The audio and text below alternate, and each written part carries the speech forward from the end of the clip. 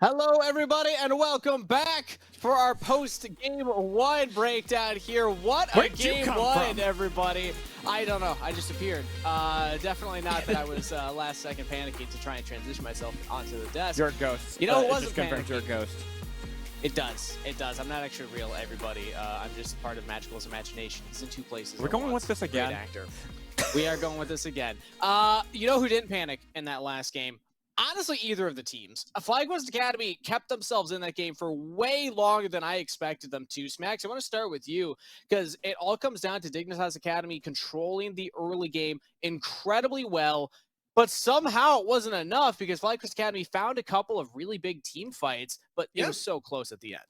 Yeah, I think for FlyQuest, they, like I said at the top of the draft, both of these bot laners play into their comfort zone when they're playing scaling, and we did see that from both of them. I think Kumo did have some really solid moments where his Aphelios damage was out of this world. The specific team fight that you're referring to, where they did get a really solid engage. They wouldn't have actually killed anybody if he didn't Gale Force forward and get his Infernum Q off, dealing so much burn damage to literally everybody on the side of Dignitas. So I want to give him a lot of credit in those team fights alongside the duo of the Nocturne and the Ahri for being so lethal there. It just couldn't quite land the same dream combination every single time.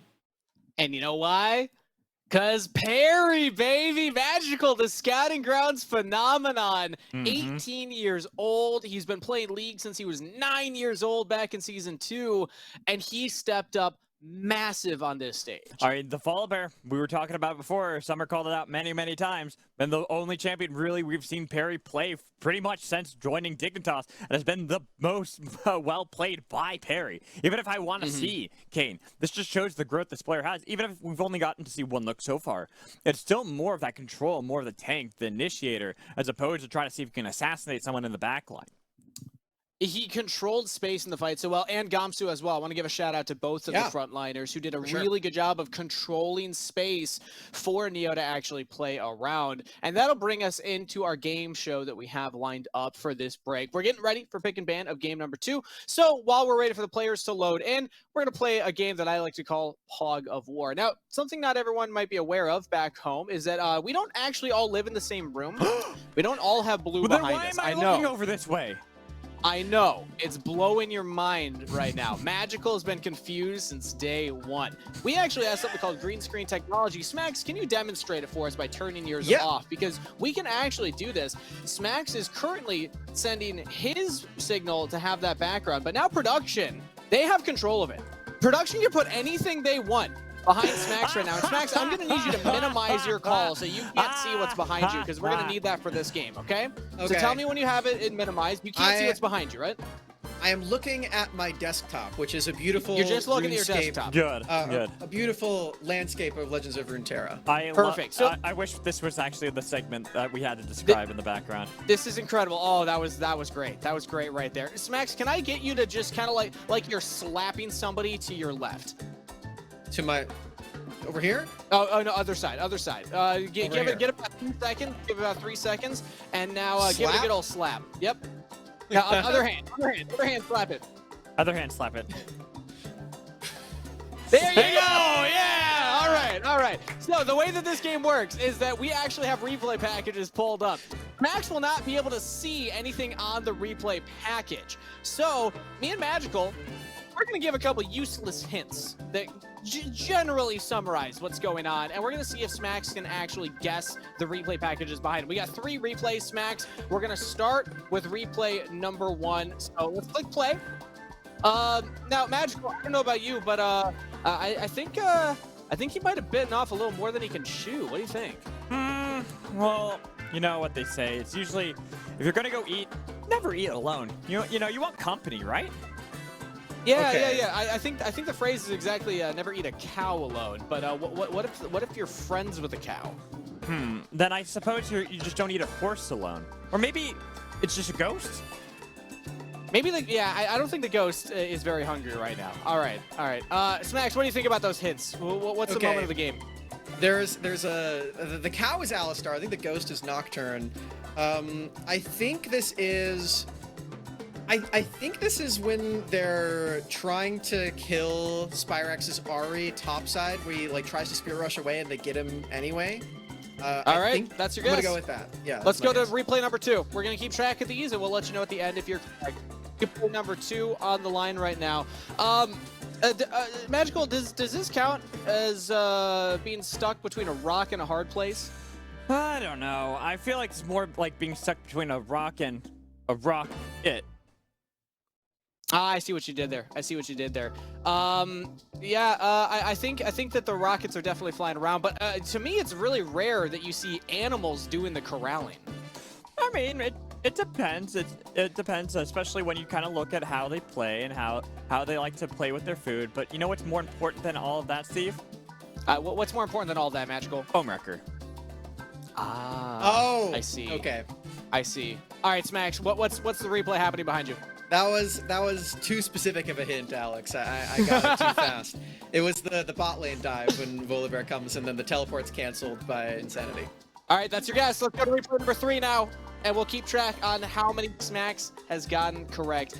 Replay package number 3 running. Production is ready for it. Magical, I gotta ask, because sometimes it's really tough to tell, especially in games like this. Do you think he's safe right now? I mean, if you have a lollipop on your side, it's really hard to feel safe. Yeah, true. I have looked at Riot August's design philosophy, so I suppose we all know that. Also, damn. Yeah, it's a bit rough to watch this one, isn't it? Kind of all over the place. Yeah. I actually like to stop watching, potentially. Smax, what do you think's behind you? So the lollipop is Nautilus Hook, and then people are stopwatching as well. This is definitely a team fight where the stopwatches happen. I think it's the one where they're in the bottom side red jungle, not the one that FlyQuest wins, but the second one where it happens, and then Dignitas wipe them on the bottom side. All right, Smax, I'm gonna need you to pull up your monitor. Production. Okay. Throw up replay number 1. Throw up replay number 1 before Smax can see this. Actually, I might have called Smax to pull it up a little too early. I am looking at it now. We're gonna go through all of them. This was replay number 1. You said it was a kill on Ari top side, but what were the hints? Think he might have bitten off more than he could chew. Never eat alone, though, Smax. Never eat alone. Perry's not alone. Yeah, He's got a big old cow walking behind him. Right here. Yep. I see. Yep. So honestly, I'm just impressed that a player like Perry is willing to do this, right? We know how young he is in his career, how confident he is to go up against a jungler like Yuji without his support even there yet. And he just walks in confident, like, look at this. This is just Perry, I guess. This is like the Chad experience. Chad taught him level 3 invade. they've got the bot push. I can't point all the way because my green screen cuts off. But if you extend my finger to the other corner, you can see the bot. Yeah, production. Can we get a Smax finger extension? I don't think that they're able to do that. Why don't but instead we go to the second clip?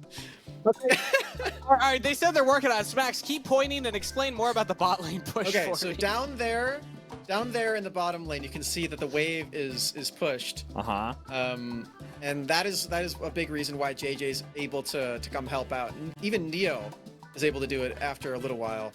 All right, all I need production to do. Oh, you're moving around. Hey, yes. There we go. Yeah, Down there. There we go. That bot lane push, Max. Thank you for breaking that down for me. A little bit further. Yes. Yeah, These there it minions. Is. There it is. These minions. Yeah. Perfect. Fantastic stuff. All right, let's take a look at replay number 2. Your guess was the bot lane dive. Yep. And you said it was a little too obvious, the hint from Mad Magical. I gotta say, Smax, I think I agree with you. It was a pretty obvious hint. But this was another big moment because this was what happened. They trade Gamsu's life in the top side for the Herald. Perry again just walks up and takes the Herald while Gamsu's distracting everybody from FlyQuest who were there first. And then this is what they get for it immediately afterwards. This is like 45 seconds after that play. They're like, all right, well, let's just use it bot side. Let's just go for the dive. Yeah, I didn't even realize that you were talking about the beginning of this play, because like you said, I didn't even realize just how back-to-back these clips were, but all of that aggression from Dignitas, this actually makes my read of like what Spyrex was thinking even more true, because I said in the game that Spyrex definitely thought Insanity was still bottom lane when he teleported, but he was able to cancel it because Insanity actually read that Spyrex was doing that and came over to use his seismic shift to cancel the teleport, making the play even better. So the really efficiency just of well his movement. coordinated. He comes down here, gets a little bit of damage on Tomo, and then as soon as the Nautilus flashes, he's like, all right, I'm out. And then he immediately starts running back, and then still gets into lane to stop Spyrex. He comes over here. Surfing, He's in the surfing. river. Oh, He's over there. He's behind you. There you go. Yep. And he's going mid. He's not here anymore. He's up the river. And that allows this play to happen. Let's take a look at replay number 3 now and catch up. So Smacks, you said replay number 3. You thought it was the second invade in the bottom side from FlyQuest where Dignitas win it. Not quite. Look at this hitbox, by the way. So Perry's like, I'm just going to check it. Oh, no. What do you mean? That definitely hits in every reality. Yeah, I just think so it's too. gotta BS. No, that hits in every reality. You're just salty because you play Pantheon and I play Nautilus and I land those hooks and then you die. Look here. Look at Tomo. He gale forces forward and uses his blue Q, one-shotting Neo. Really nicely played there from Tomo. Smacks, I need you to point your finger to the bottom at the summoner spells. How many summoner spells does Dignitas Academy have after this? Let's count. Let's count. What did they blow in this play defensively? Look at what's up right now. Let's see. And then this is how FlyQuest is able to come back in the game. Oh my goodness, this is great. Smacks. Everything is burned. Even the TP coming in from Gomstu, I believe. Or no, he actually was there at the start of the fight. But regardless, the point is, they lose so much off of this play, and this was the moment that FlyQuest started to come back. And Tomo's positioning. You're right to highlight that. Nobody's stopping Tomo. FlyQuest are the ones moving forward. Dignitas are the ones getting caught. And it was all because Perry just barely around the lip. But let's bring back everybody now, as that was our favorite segment, Pog of War. Smack, you can add your own background now. There we go. Perfect. Can I add my own background? Absolutely. Go for it. Whatever you want, Magical. Sweet, the point that I want to highlight from all of those is that all right. Perry had a very impressive early game. He had that one moment where he was picked off, but the next replay, which Smacks was your guess, he played it amazing. He actually chases down Tomo on his own and just prevents the fellas from ever getting in the fight, which allows Neo then to pop off. I just can't sing Perry's praises enough from that game, especially given the context of how he joined the team, how early he is in his career, and just who he's learned from. Players like Chad being big influences in his play style. So our eyes will be on Perry going into game number 2, because I'm hearing the pick and ban is now ready. So Magical Smack, take it away. As we shall, we'll get ready for the second game, see if FlyQuest can bounce back in this game, because it was relatively close up until like the 24-minute mark. Even if Dignitas were able to get this advantage early into the game, there were those team fights that we talked about when UG and Spyrex were able to coordinate using both the Paranoia and Spirit Rush at the same time. But then eventually, it was a comp that was already difficult enough for them to try to full-on team fight, but they also weren't able to fully coordinate that. So looking at the draft now, so far, I'm not seeing anything different, be it the sides, be it the bans. Yeah, I'm betting that Volibear is going to get banned here for FlyQuest Academy. They were already banning junglers. There it is. They've stayed on the red side for this draft, so they're still looking for counter picks. And I think Perry has just shown to us that he is very willing to blind pick the Volibear in pretty much any situation. He's played it all 3 games of ProvingGrounds that he's had so far. You got to get him off that champion. And yeah, all the things that we were saying as well with Kangas while he was still here. Where he's just got so much comfort and he's learning from the best. All that applies to specifically Volibear. FLYA gets locked in, probably going to be Insanity again. I like that takeaway. It's a good take from both UG and Spyrex, both players having played that. I wouldn't be surprised if Perry knows how to play that as well, but I'm really looking towards the backup for Perry, and that being Wukong, which would have been banned by FlyQuest last time around, but I doubt FlyQuest would want to let that be open for Perry to play. See, yeah, it is going to be that Wukong. I like that a lot. Good call out there. Sticking with the Aphelios, perhaps, here for FlyQuest Academy, if they're going to lock into that hover. Yeah, they do. So, staying with the same idea there from Tomo, he still has a lot of that late game agency. He has a lot of ways that you can play the champion as well. Maybe this is going to be a one where he's more focused on that damage rather than the crowd control setup. With Wukong, you already have quite a bit of that with the Cyclone. So I want to see what Perry goes on to now. Do you go for the Kane? I doubt it. But more realistically, we've seen things, you know, kind of cropping up back and getting brought back into the meta, such as Jarvan. which is something that I am curious to see if Perry wants to play, or Lee Sin. Yeah. We did actually see quite a bit of Lee Sin from 100 Thieves Academy when they were playing it, so it's not outside of the meta. It's a very aggressive champion that would allow you to do quite a bit in that early game. Very different from the Volibear in some ways, because it's not a frontline anymore, and this Xin Zhao makes quite a bit more sense to me, because it is that same mode of champion as the Volibear. You're still a frontliner, you still have early game agency, you still have point-click crowd control. I think this allows Perry to do very similar things to what he did in the last game. That's fair. I actually like that point a lot. It pretty much will let him still facilitate the team while also feeling that he's very powerful in those skirmishes. While Silas gets locked in, and I always like seeing Silas now because it's a flex pick. It's not necessarily guaranteed to be Spyrex playing this, because we've seen how Gnar has risen in priority, and Gamsu is a very good legacy Gnar player from way back, his most played champion in his entire career. It's true. And yeah, like you said, you don't have to blind pick your top laner anymore for FlyQuest Academy. That's what they did in the last game. They went ahead and locked in the Gnar. Or actually, no, they didn't. They saved it for 5th pick, but they did go with a Gnar regardless. And if Kumo wants to get a more specific counter pick up in that top lane to really take advantage of Gamsu up there, if that's what he's thinking, then taking away the Silas is going to be really solid. You no longer have that possibility of just taking away the Gnar if you are on the side of Dignitas. They do, however, have the possibility of taking Aatrox here, and I'm surprised if FlyQuest don't ban that one away either, because Gamsu looked pretty solid on it. I'm a bit surprised by that as well, but taking Sejuani off the board also makes sense to me. Just one of those champions that we've seen Gamsu play when they really feel like they need that frontline tank. And with how Xin Zhao is playing, it's not going to be quite as tanky as the Volibear before him. So denying something that could really fill that role that now is going to be lacking on Dignitas does make sense. Wow, Dignitas are actually going to go ahead and ban Gnar themselves. Interesting. Like we were already saying, you don't want to play it against Silas, so taking away that option from Kumo, I like it. Tom Kench, that was a champion that was banned away in the second phase of the draft in the last game. Instead, FlyQuest are just going to take that one for themselves. I've been playing a lot of Tom Kench. I like that a lot. No, don't pick the Braum. No! It's Braum. I wanted the Blitzcrank. I wanted it. I would have liked to see Blitzcrank too, but I think it makes sense to take the Braum. You want another champion that's going to be able to peel for Neo on the Jinx. So I think this champion does it a lot better than the Blitzcrank. You also don't have a lot of targets. It's really just a Felios that you're hooking, or maybe, perhaps, a Kale, as Kubo could be locking that one in response to the Ornn.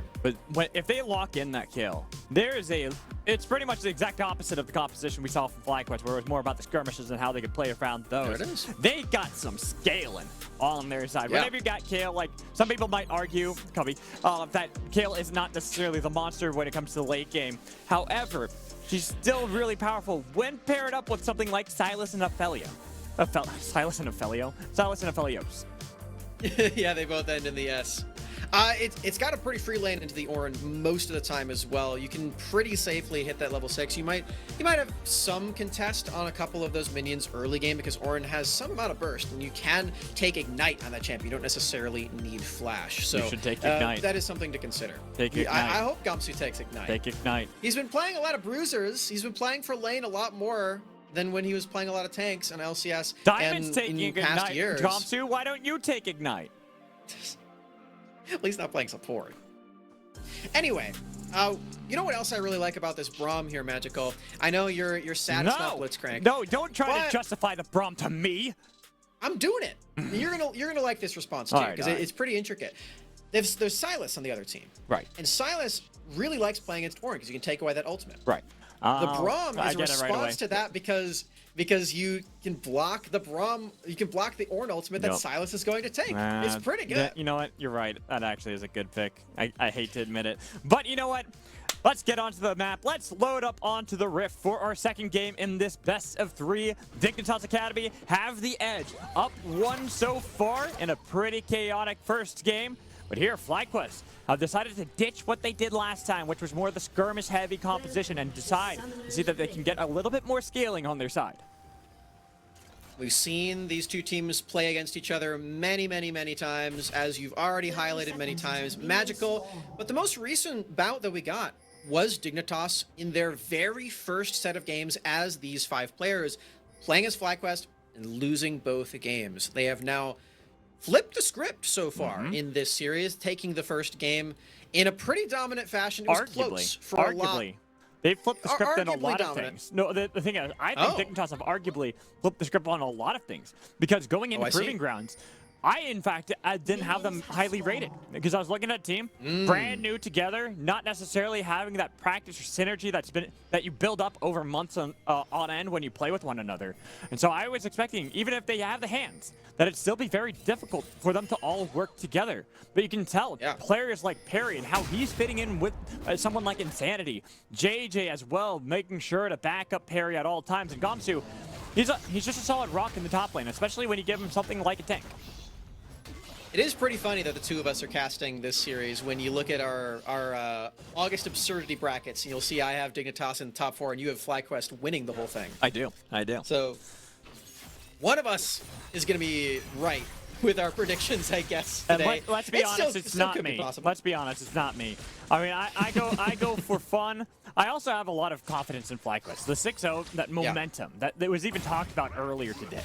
It's a lot of momentum that you gain as a team going into something as pivotal as Proving Grounds. And we did even see there were some struggles, despite FlyQuest winning the previous series, that they did have some points that they could work on a little bit better. I feel like going into this game, they have shored up some of those weaknesses just in draft alone. Yeah. Specifically, the mid lane pick, I think, matters a lot here, because Spyrax has been known to be very skilled at assassins and melee mobile champions that we saw in the last game, or the last series that they played. Both Wind Brothers, Yasuo and Yone, he did so well on both those champions. I feel like Silas fits into that mold rather well, because you still want to stay in the middle of a team fight, bouncing around and getting all of your damage off. You still have some sustain with your Kingslayer as well, similar to the lifesteal that you often see from Yasuo and Yone. And I think it fits what Spyrax wants to do super nicely. They're setting up a dive on Gamsu. They got level 3. Good ward, though. Proud to crash the wave. I think they're going to look for it. That or they're just going to have to feign back. But that was a nice ward placed down by Gamsu to spot out. But that was a possibility. So he fully knows that Yuji is right around the corner, but with another stack of minions. Big fat old wave crashing into the turret. It's going to be risky for Gamsu to stick around, but he's done this many times. How many times have we seen him 1v2 turn it around? They haven't gotten any aggro just yet with a double knockup from Gamsu. Even if he dies, he takes one with him again. I can't believe it. Gamsu, he's the turret dive king. He cannot possibly be bested underneath his own turret. He's going to trade at least 1 kill. An excellent usage of the E knockup onto that turret. He gives over first blood, yes, but he's able to deny those double buffs from Yuji. He gives so much time for Perry to farm up on the other side of the rift, and he's playing a scaling tank. It doesn't really matter if he misses out on a few of these minions. Gamsu is just on another level this series. Also, massive props for holding on to that E, the dash. Because at any point, he had the Spire that he throws over at Yuji that you could expect him maybe to try and see if he can disengage that way and get the knockup. It was pretty easy if he wanted to, but he holds on the entire time. And FlyQuest disrespecting that is what I think turns that fight and gives over so much to Gamsu, despite the fact that he died. It was a good read from Gamsu as well.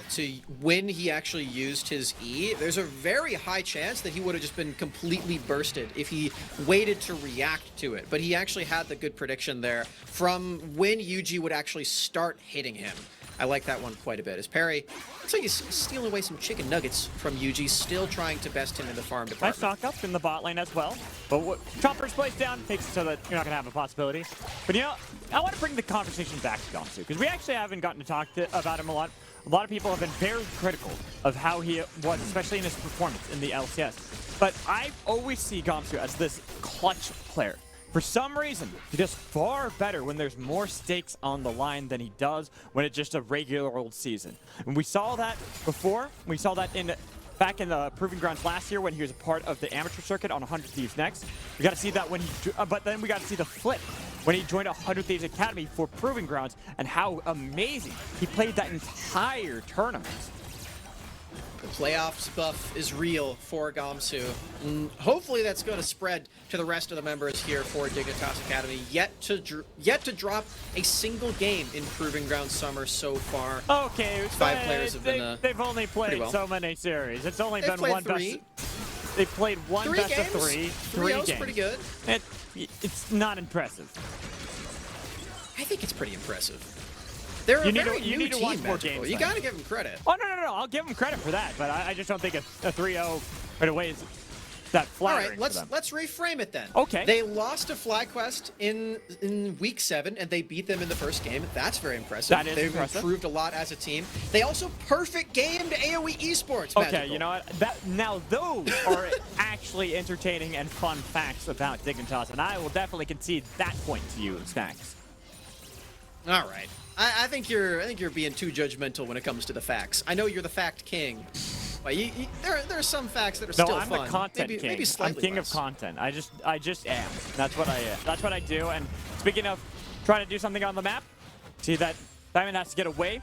There was a reset for Tomo in the bot lane. Should be a reset as well once that wave crashes by Neo and JJ for pretty much the exact same thing. But you can tell Diamond wants to do his best to freeze it so that way Tomo can at least get some of this. But unfortunately, JJ is making it very difficult for him to do so.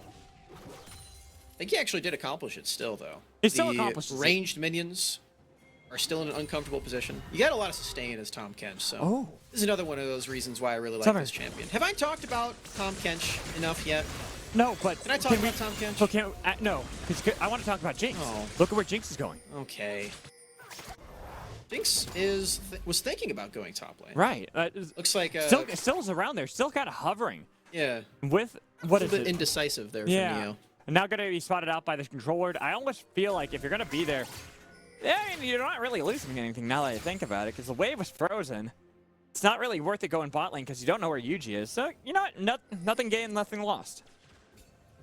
Can I talk about Tom Kench now? Yes, you can talk about Tom Kench now. Okay, I've been spamming this champion. He does a lot. Oh wait, no, never mind. Producers! Yeah, they said no. So okay, we're not going to talk about Tom Kench. Instead, we're going to talk about. Let's go. I thought we said we weren't going to talk about Tom We're getting Kench. mixed signals from Lauren here, our observer for the day. I'm going to talk about him regardless. This champion's really fun. He does a lot of damage. He has a lot of sustain in the lane, and he actually is one of the supports that does quite a bit in the late game if you give him time. Diamond is going for the Guardian build, but I've been practicing a lot of the Arcane Comet build, which we saw Skytech go for. I like that one. Hold on a second. Oh. Who secured that? I think that goes over to Dignitas. It's picked up by Perry. And now the Crescent Guard comes out as they get a kill onto Yuji. Perry, he's alive for so long. He does finally fall. But now his team, they've got him corralled inside of the pit, but gotta keep careful because look at the damage Kumo is able to do. The flash over the wall, flash reciprocated. He's able to get this low onto Gamsu. So you might have lost the eye, but you might get another kill on a kill on the other side as well. Spyrex is playing aggressively against Diamond. So Kumo hovering around, making sure that there's not going to be any more fighting. Kumo at 3-0 in this game, Magical. That is what I like to call scaling. He's putting the kale in scale right now. I can't wait to see what he's able to do in the late game. You already said that some people on our broadcast team don't have a lot of faith in Kale in the late game. This has got to be an exception, though, right? I hope so. I mean, I always see that, yeah, you know, you can make arguments that she's actually really powerful in the mid game once you get the range, and once you're able to just get auto attacks like this, and you can She looks good here. Exactly. You get the auto attacks, you're pretty much getting the pseudo ascended form, so you can chase down a lot easier because you've been just getting free hits. But also, now that you have all this gold, it's going to accelerate any sort of additional scaling. Getting to level 11 is really, I think, one of the most powerful points for Kumo. Even if 16 is the most powerful, 11 will provide so much extra damage. And AoE damage at that, too, because you're getting all the spread off of every single one of your E's, and once you stack up the pseudo-lethal tempo that you get on Kale, it's a lot of AoE damage. You don't even need something like a Runet's Hurricane to shred through multiple targets at the same time. Kumo about to hit 100 CS in this game. There it is. And maybe getting another dive. could look for this dive, but without divine intervention and Cyclone barely not off cooldown, it could be risky. Here comes the Weaver's Wall, stolen away by Spyro. Now they brought 3 to the party. Double knockup again for Gamsu. He might be benched, but he knows how to party in the top lane and take one with them. Oh, and Perry's here too. This is a 1v2. Down strike, Got crescent the strike. ults. He's got the challenge. It's laid out onto Yuji, but now Kumo, he's wailing away. Ooh. Rampage for Kumo. So what seemed like a good play out of Gamsu is turned on its head. Oh, yeah, Perry got baited by the decoy there. Yuji, he had flash the entire time. I don't think it was ever possible for him to die as Perry learns that the hard way. We gotta sing Gamsu's praises again, though. How does he keep doing this? Double knockup How? again. You can't dive Gamsu. It just doesn't work. No, and you know, again, this is where I want to praise Gamsu. It's a player like Kumo across the board, where I want to talk about this matchup in particular in a little bit. But he is a player that got demoted. He was in the LCS, didn't have the best performance, and I argue that's because Gamsu plays way better when it comes to clutch situations. He's far better under stress and high pressure. And we're already seeing that. Even if he's died 3 times in this game, he's been able to take 3 with them. Yeah. Now, none of those have been onto Kumo. No. And if we can maybe look at the golds real quick, we're gonna see that there is a slight issue. Even though Gamsu is getting some return kills, that is 6,000 gold for Kumo. It's about to be even more because he has a cull that's about to cash out. And this is where, remember how I alluded, I wanted to talk about Kumo as well, another player that had gotten demoted. Kumo, this is a big time for him to shine, to try to prove why he deserves to be back in the LCS. A lot of times when you get demoted like this, when you're in the LCS stage, you don't have necessarily the best performance, but then you have to jump back into Academy. It can be demoralizing. It can be something that kind of takes away the wind in your sails. But Kumo, he's got everything set up in this game, and he has been this player that has been, I think, actually performing a lot better than people give him credit for as well. Same with Gamsu. You can tell the FlyQuest agree with that also. A couple of flashes there burned. Nice placement of the seismic shove there for Insanity, getting some gold in him. But you can tell the FlyQuest agree with that sentiment, with him getting the counter pick in both of the drafts so far. This one far more devastating than the last, already at a gigantic gold lead, taking some plates by himself. Might just actually go for a trying solo to dive. All right. He says, you know what? Then the problem is other people have tried to help me. I'll do it myself. And here comes Insanity to try to at least slap back and get something back for the team. Harry's on the other side. Wind becomes lightning? That's what it's called. Connected as they got the seismic shove, and not enough time for divine intervention, so that shutdown gold gifted over to Insanity. And the knock-up into the stun on the worked ground there for Insanity. Kumo can't even press his ultimate to survive. That's a gigantic shutdown into the Taliyah. And I want to talk about Taliyah just very briefly, because a lot of people still think this champion is a burst mage. She can still do that, but this is the best champion in the game at level 9. Right. And she only gets better after that. The reason is you get 5 points in your queue, and you are a permanent turret of pebbles. You can constantly throw those out. The cooldown is super low. Throw another rock, not pebble. Throw another rock. Yeah. A pebble is just a small rock, magical. I was saying the same thing. I don't know about that. It's like the difference between a rock and a boulder. Okay. Well, we're conflicted about our boulders here, but Insanity, he's gonna be really strong in this game. He's even going for the burst build with the Luden's Echo, or the Luden's Tempest. He's doing a lot of damage. Level 11 now, 2 points in that ultimate. He's gonna have more uptime on the map warping spell that he's been using so well in this series. I can't wait to see if he's actually able to do more work in this mid game compared to Kumo, because that's what we expect from a champion like Taliyah. That's also what we expect from a player like Insanity, where he has been such a pivotal role for Dignitas Academy through this entire split. As even if the team is able to take this, nice cyclone comes in from UG as the flash is coming in from Neo, but he's chased down by Kumo, who TP'd right on top of him. Call of the Forge God, it's gonna get a double knockup. Insanity's on the other side, getting a little bit of damage on Kumo. The shove back on Tom Ken. A split fight, but it favors FlyQuest. They kill Neo. He doesn't have enough safety on his roster right now. They don't have the battle line set up, and the teleport is just so brutal from Kumo, who keeps his 100% kill rate alive. 7 kills on Kumo, 7 kills on FlyQuest. He is the team, and he shows up for him. Also, massive credit to Yuji engaging that fight, a 4-man Cyclone, to start it all off so that it got enough time for Kumo to TP behind and then clean up the kill. Sure, only 1 kill, but you'll take what you can get, especially when it's a 7th kill for your Kale. Yeah. And checking in with the gold, 3K in top lane isolation here for Kumo. That's going to be pretty brutal. He's already got the Kraken Slayer, is what I believe he is building. Yep, full AD on the Kale, keeping the magic damage coming from the mid lane, trusting Spyrax a lot in that regard, and just going for as much DPS as humanly possible on this Kale. Looking forward to seeing that one in the future, as they now have 2 marksmen that scale heavily into the late game on the side of FlyQuest. Maybe that's the math equation we should be looking at here. Dignitas only has 1, FlyQuest has 2. Is 2 marksmen greater than 1?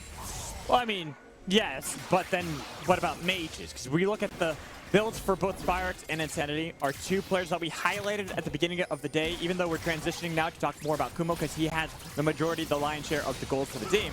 There's still going to be important factors. The Crown of the Shattered Queen for Spyrax to get into the back line and be more of a facilitator for Kumo. Now, with the Rift Herald nearly taken down by Dignitas, it is going to be secured by them. Or, yes, it is. With the calls, no, that's going to be a Weaver's Wall from Spyrax to cut off a retreat. Another Cyclone connecting onto 4 members. And even if you have the Glacial Fissure, it's going to be enough to dissuade the fight as Yuji. He got the Divine Intervention, but now they got Neo excited, so they can look for the chase down if they want to. But not only do they get the prize of the eye, but they also get the kill. Fighting in the river against Ornn is never, ever, ever a good idea. The entire team gets knocked up by that call of the Forge God, and it's a trade of a kill onto Yuji alongside the Rift Herald, heavily favoring Dignitas in that exchange. And this is a good time to remind us that this game is still shockingly close. That's going to be a second turret, excuse me, for Dignitas in the top lane. Again, giving a lot of gold into Neo. This is where I want to continue to ask this question. Is 2 marksmen truly better than 1? Because Neo seems to be doing quite well for himself as just the sole damage dealer.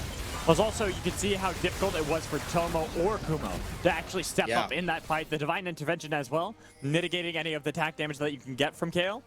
So you lost a lot of that DPS right there. So instead of saying there's 2 marksmen, we can almost say when Divine Intervention is used, it's just 1.5. That's true, actually. Kumo not able to deal nearly as much damage when channeling the ultimate. Maybe that's going to come into play in the future for these fights. I think Kumo's going for an Infinity Edge. I think that's what that pickaxe is going into. He really does need to keep dealing all the damage with his auto attacks. He's going to have to give all that damage. Because like I said before, he is the team for FlyQuest. He is their gold lead. He is their carry. He is their everything right now. He's their split pusher, too. He has to be doing this. And with all the kills, pretty much all the gold for FlyQuest into Kumo's pockets, I feel like they also should look to play around Kumo more. With TP coming up soon, they'll have these advantages, even if it's slight. 1.5 minutes until Cloud Dragon steps up. It gives a lot of time for FlyQuest to wrestle some of that control that they had to relent to Dignitas earlier. First turret of the game there for FlyQuest. They're able to pick up. Spyrax. Oh no! Spyrax, unfortunate there with the fail of flashes. Now Perry fights against Yuji, double Cyclone, and Kumo. Does he get an 8th kill? No! The first kill not to him. Over to Yuji, and Diamond keeping Tomo alive the best he can, but he's sped it back the wrong direction. The flash comes in to survive. Here's the call of the Forge Gun, but Tomo is way too low. They've got Neo excited. Divine Intervention to try to stop the fight, but you got locked in place, so Kumo falls, and it shuts down for Neo, who continues to unleash hell onto FlyQuest. Even if Diamond does somehow escape from the fight, it's all Dignitas' win. They're giving even more kills over to Neo, and Diamond, he's on a ward. Oh, his trek through the jungle is going to be cut short as Insanity. Wait a minute. Oh my god. Fancy feet. Wait. Diamond, he's out of there. Don't you see why I love talking about Tahm Kench, Magical? No. This champion is beautiful. What? I still don't see it.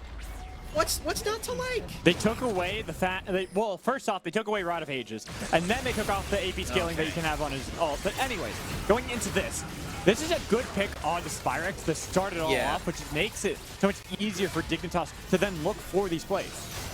Yeah, I think Spyrex would rather us not discuss what happened to lead to him dying there, but he does die regardless.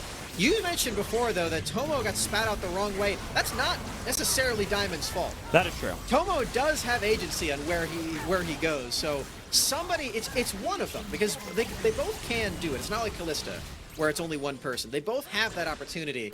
Somebody clicked the wrong direction, and Tomo does go down for it as Dignitas get a clean pick. They're going to be able to take a third dragon in this game. The third of the game. They now have 2 on their people. And the scaling is online for Dignitas as well. We have to keep considering who is going to be dealing all the damage, where are they in the team fights, and how effectively can they operate? Because Kumo hasn't been able to answer those last 2 questions very well. The ultimate really showing what you're presenting here as a problem, where you can't auto-attack while it's going. You don't get to deal all that same damage like you would if you were playing a bottom lane character and you have all these supports on your team. There aren't really supports that do that for Kayle on the side of FlyQuest, like a Braum does for Jinx, where JJ can put up that wall, effectively Kayle ulting Neo, but still allowing Neo to shoot her guns.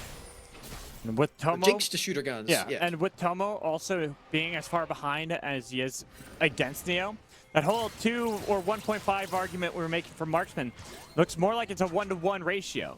They're not having nearly that agency you'd want from Tomo at this point of the game, because remember how we also talked about last game where Jinx, typically it's the 2-item spike that everyone talks about, but in that game in particular, it was the 3. Well, the 2-item spike is there for Neo, and when you have a good lead over someone like Tomo, it will allow you to have better positioning and to really unleash that damage that will make it so it's difficult for any FlyQuest member to deal with. All right, Dignitas flexing their muscles a little bit, seeing what they can and can't do on the Rift, starting up a Baron. I mean, they don't lose anything for this, right? They're just checking to see if they can do it. Yeah. Just a DPS check. DPS check, Kinda I like think it's also a bait. I think they were trying to see if they can catch FlyQuest trying to check it and then get a pick. Target practice in Valorant right there. That's what they're going for. Trying to see how much damage they can deal to that Baron. And maybe just forcing a couple of wards to be used, as all of FlyQuest is now corralled into this river. Oh, Diamond. The problem with Tom Kench is you don't save yourself, you save your team. And Neo finds the kill, so it's a rampage. Almost like last time. Here comes the Weaver's wall, and Tomo is on the wrong side of it. Even if Spyrex is now defending himself against the members of Dignitas. It's JJ who jumps over. Here's Wukong. Do they have enough damage? JJ still alive. Moonlight Vigil does not take anybody down. Parry will finally fall, but he got one with them, and Neo charging down. Gale force away for Tomo to survive, but Dignitas find another beautiful fight. Oh, the strategy there for Dignitas is so deceptive, but they play it incredibly well. You can't quite fully picture what they're trying to do the entire time on FlyQuest, but you can see it the entire time with our spectator view. I hope we get the chance to look at that one again, because Dignitas, that was so creative with everything that they did. Look at this. Okay, so Dignitas, their first point of order, they find where Kumo is. They do that by checking in here with Parry. They can see where Kayle is. They now back away. They assess where the threat actually is located. Then look at this. They use the Ornn ultimate specifically to stop Kumo. JJ is actually on top of him to follow him up. Kumo cannot enter the fight because of this. He actually gets his passive off as well. Now Parry, it's Parry's turn. He jumps on top of Kumo with his ultimate, stunning him with the Braum passive and assassinating him before he can do a single thing in that fight. It's so aggressive, it's so meticulous, and it's so ingenious the way that Dignitas is able to effectively outmaneuver the Kayle. That's always one of the issues with Kayle as well. Even if you have scaling, you can make the arguments of someone maybe saying more mid-game, but you are very susceptible if everyone's able to jump on top of you. And I think you called out really well. When you have Tom Kench, you can defend one person very well, but you can't defend everybody. Oh, you're giving me a lot of credit. You're the one who said that in that last fight. Did I? You're the genius here, Magical. Yeah, you're smarter than you look. Huh. Big brain. That's what I'll say. As I forgot what I actually said myself. So, you know, it all works out. But anyways, back into this game. Despite the fact Dignitas have been finding these good fights, there's not really much gold separating the two teams. The most that's separating them is that Dragon lead that Dignitas have at the moment. And when you take a look at the gold, Kumo is still in a fine and dandy position. He's got the most gold in the entirety of this game. This is where that mage difference does come in, though. Insanity still keeping relative pace with him up there in the 10k gold range, almost getting a third item. Okay. Actually might be looking for an engage. Nice devour. Diamond gets knocked up into the wall, but now they gotta be careful because the Weaver's wall will break. Solid damage onto Diamond. Diamond's dead. Spirus is behind, looking for the fight. Not gonna be able to connect Call of Forge God out of Gonsu, but instead they pull back in Spyrex. So they take down the opposing mage. Dignitas, they find a couple of kills and there's no counter engage at all used by FlyQuest, but that's the thing. They don't use the engage quite yet. They still have the Cyclone here for UJ. They still have Kumo, who's at level 15. There's some ways that FlyQuest can play into this Baron take. It's 3v5 though, it's gonna be risky, especially against something like FLYA. Great control around a pit like this. Ornn as well, usually taken very low, so it's going to be difficult for him to even get close. You can see that damage you talked about, the burst build coming in from Insanity. Parry! And Parry finding the pick they needed to. Tomo, he got the divine intervention, but what does it matter when you've lost the Baron? The person you least expect to jump away from the pit and jump on top of you is the jungler, and Parry uses that information to great effect. Now let's see if Dignitas can keep their Drake streak alive. FlyQuest on top of this, and they've already used their smite. Yeah, it's pretty much a free leash. They show up and say, thank you for that FlyQuest. You have no right to be on the map, and we're about to see Kumo attempt to get a TP out of there, but there's seismic shove! Insanity, always on point. Everything is going downhill for FlyQuest so fast. The team fights are so clean from Dignitas. They're finding so many picks back to back. That's a full sweep of all the objectives on the Rift as well. Baron still on their people for 2 full minutes, and Neo has his 3 items, one of them Ornn upgraded, and a full stopwatch as well. Neo is the unkillable demon in these next few fights. Let's see if FlyQuest can achieve the impossible, because it's looking like they're being dropped to the lower bracket. It looks like same thing as history has spoken before. When FlyQuest and Dignitas match up in the upper bracket, it is FlyQuest that drop down as Dignitas are on the precipice of victory. They are toppling inhibitor turrets at the moment. They easily will be able to take that down and force the hand of FlyQuest at some point. We're not even slowly slipping down in gold. They are massively landsliding this gold lead for Dignitas. It's a fast decline here. An incline for Dignitas Academy on the other side of things. Using the Weaver's Wall, crossing streams there, trying to deny the minions from collapsing on top of the turret. It's too little too late. The Baron buff is going to allow it to still happen in Dignitas. They're going to be taking even more structures. FlyQuest, you got to do something. You got to stop this. And then this goes back to history. Here it is. Yuji in the back line. Focus on Neo. They exhausted the clone and not him, but nobody else can touch Neo. It was only Yuji, so the rest of the team getting focused out by Parry. You're creating the space. Parry, the one, the most improved. It will be Parry and the rest of Dignitas Academy that knocks down FlyQuest Academy into the lower bracket of a quadra kill for Neo. Still haven't dropped a single game in ProvingGrounds. Dignitas Academy remain strong in the upper bracket, and they're going to winners semis. What a look for Dignitas as well, a team that was struggling in the last week because it was a brand new roster just built then. Now you already see just how quickly they've built up this camaraderie with one another, pretty much looking across the board. Even Gonsu in the top lane, I talked about this clutch factor this player has. How many times was he focused? How much gold was given to Kumo to carry this game? But it was all because Gonsu made sure at least some gold was traded back each and every time.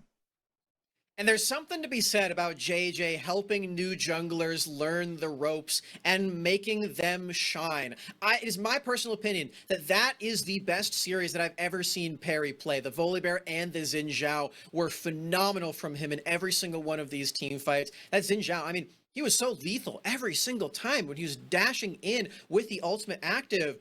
Just incredible stuff. Playing with his support, playing with all the crowd control at his disposal. I love this look from Perry. I love the look from the entire team here from Dignitas. Maybe my prediction of them making top 4 isn't too far off here, as they've done it on the upper bracket so far. So far, they are looking pretty hot for themselves. Everyone across the board of Dignitas Academy. We're going to toss this at break after this 2-0 victory for Dignitas Academy. And when we come back, we'll have our host Kangas here for an interview. So make sure you stay tuned. Hello, everybody. Welcome to our post-series interview. I have the jungler for Dignitas Academy, Perry, here joining us. Congratulations on another 2-0, Perry. That is fantastic to see. I want to start off. Smack said that this might be the best individual series performance he's ever seen from you in your career. So I want to start with that. First off, do you agree? And second of all, why do you think you had so much confidence to go for some of those insane plays today? I think personally, this was one of my better performing series out of my entire career. I mean, a lot of it comes down to the amount of grinding I've done this year, the amount of confidence I've built up. Before I'd never even touched CQ. The last month, I'd played over 150 games of CQ. And really being here at the DIG office with all these players really helped me out. So. Well, you're new to Dignitas Academy. That was the big story coming in, is like, oh, XU is playing in LCS. Who's the jungler? Perry. Okay, the scouting grounds first place finisher. You know, a lot of hype around you was kind of brewing at the end of last year into this year. Explain to me and everybody at home who might not know the story, what was that like? You know, what was the scouting process like? When did you first hear that, hey, Dignitas is interested? So I actually did DIG tryouts at the end of last year, but they took XU and that was all fine. What happened is literally a day before I was signed, they just reached out and it was like, hey, there's some crazy things going on. Be on standby. All of a sudden, got the contract in, everything's going through, and I wound up on DIG in the middle of the end of our the summer academy split, which was just crazy. I was not prepared for any of that. 100 Thieves Academy. Welcome to your first match. Yeah. Pretty much. I was just like, holy moly. No practice at all. Our team, because it wasn't just me who was new on the roster. Our top laner and ADC are also different. So the only people who are the same on the Academy roster is Insanity and JJ. So crazy switches. And of course, a big part of that switch is this is your first time having an opportunity to play in Proving Grounds, correct? You weren't there in spring? Oh, I played on EGP and we made it. But okay. Yeah, okay. Yeah. But on an academy roster this time around, it feels like it might be a little different for you. So explain to me, or just kind of go over how it feels or what it's like to play on an academy roster and now make it into round 3 in the upper bracket. I think being in person has a huge change on everything. I mean, the people here are hardworking, they're supportive, they're always really kind and all of this. You know, being in person is a huge help to confidence building. And you know, I think all of the help and support I've gotten from these guys have really helped me build myself and really show what I can actually do. So it's awesome to hear the wholesomeness. You also mentioned, because we had chatted before, you said that there's a couple other players that had been big influencers in your development. Chad is one in particular that you'd mentioned. But you also said you've been playing League for a long time, right? It was like season 2 that you started? Yeah, season 2. So the story goes, I was hardstuck bronze 5 for at least 3 seasons. It was not an easy grind. Oh, you were like kid. 9 years old though, right? No, I mean, come on. Yeah. But I did not have a good start. So it was a slow progression. Kane one trick, made it to Challenger. Things went from there. I met a lot of supportive friends at the time. Manui being one of them. Draxer helped. You mentioned Chad. A lot of these people were really supportive, always there, helping me out, telling me what I could do. Daption on EGP when we joined. Just really, like, the scene is really awesome to be a part of. And a lot of these people are so friendly and so helpful. Really, really awesome to be here. Well, I know it's been a while. and it might be tough to think back to your mentality back in those early days when you were hard stuck bronze, 9, 10-year-old playing this game. Yeah. What message would you have for yourself if you could go send a time capsule back and give yourself from that time a message? I mean, just really believe in yourself. But I wish I believed in myself a lot more back then. I never thought I could get anywhere to this high elo. The thing that pushed me was I wanted to be better than my brother and my brother's friends, and they were diamond. So that's what pushed me forward. But if I trusted myself, believed in myself, like that's the one message I wish I told myself before. So. Yeah, maybe you should have been looking at yourself as your biggest competition, because I think at this point it's fair to say you've accomplished a lot. And speaking of accomplishments, I hear that you have a fun, odd skill. Was it Kung Fu? Is my information correct? Can you show me any cool moves that you picked up? I will go ahead and show you guys right here. Okay, all right. Let's see how impressive this is. All right.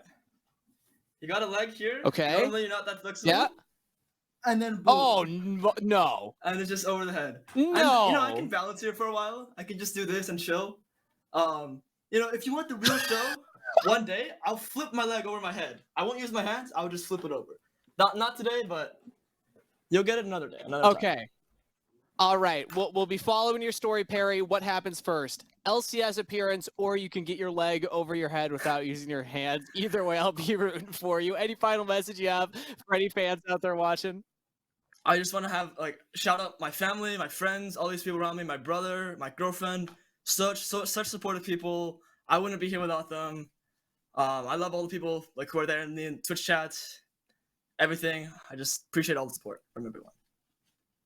Well, we love watching your journey, Perry, and best of luck as you continue on and watch this next series to see who your round 3 opponent will be. Yeah. Take care, guys. All right, we'll bring back out the casters now to